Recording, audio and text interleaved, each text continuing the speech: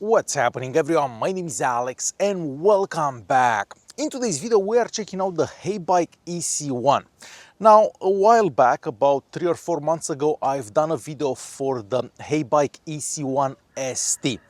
The other bike is basically the same as this one, but it has a step-through design. So that's really the only difference between this one and the other one that I've made a video for already. So what I've said in the other video that I've done about 3 months ago applies to this one about 99%. So I will leave a link to that in the top right corner or the video's description so you can get more information about this bike. I'm basically just gonna cover what's different between this one and the other one in this video. With that being said, starting with a super quick unboxing, well, this comes in a fairly big box because the bike itself is pretty large. The bike is not heavy, so it has the exact same weight as the other one, so just under 20 kilos. So you have to take this up the stairs, no problem at all. You have to do a bit of an installation, but overall, you should be able to get this out on the road in about 20 minutes to half an hour. Alright, so the main difference between this one and the EC1 ST is definitely the design of the frame. This one is also the medium size, so you can get this in a couple of sizes, medium or large.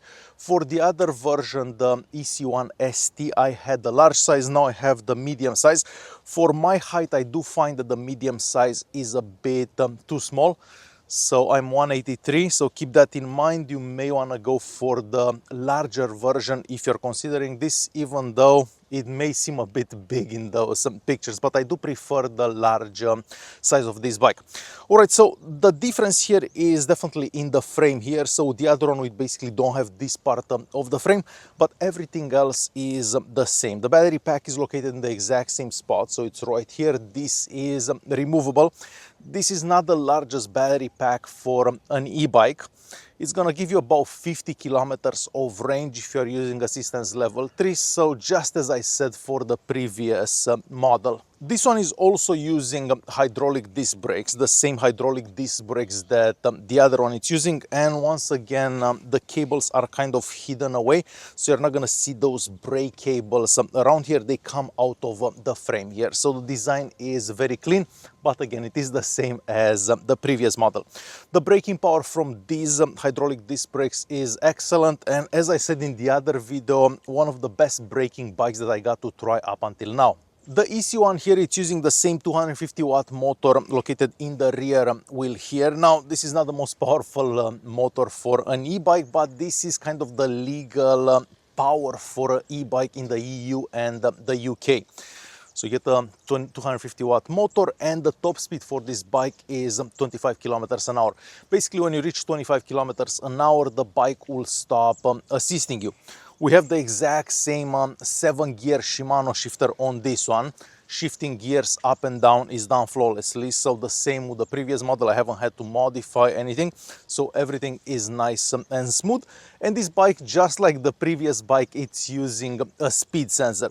Now, this speed sensor does work better than most other e-bikes that I tried in the past that have a speed sensor, and mostly because that speed sensor is more sensitive.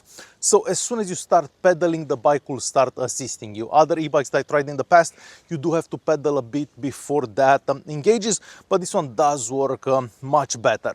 We have the same road tires on this one, just like the previous model. These tires are also puncture resistant, so you shouldn't get flat tires with this. We have the same light on the front here, no light on the back. We just get a little reflector in the box.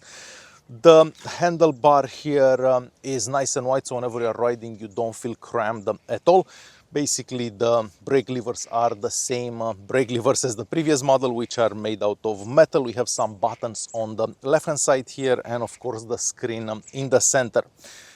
So as I said, this bike is basically 99% equal or the same with the previous model that I got to try, which is the EC1 ST.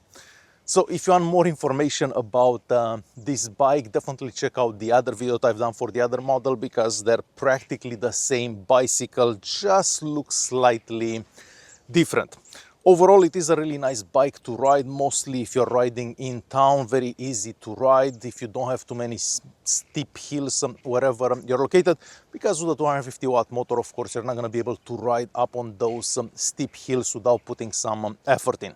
Overall, a very nice bike. Alright guys, hopefully you enjoyed this video. Thanks for watching and I'll see you in the next one.